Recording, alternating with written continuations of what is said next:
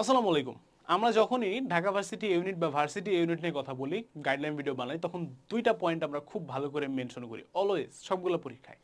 এক number point থাকে ভাইয়া, তুমি অবশ্যই কোশ্চেন ব্যাংক সলভ করবা। আর দুই নাম্বার পয়েন্ট থাকে ভাইয়া, তুমি অবশ্যই বেশি প্র্যাকটিস করবা। এই দুইটা সমস্যারই একটা সমাধান কিউজি টেস্ট তোমাদেরকে দিচ্ছে, সেটা হচ্ছে ভার্সিটি এ ইউনিট এক্সাম ব্যাচ।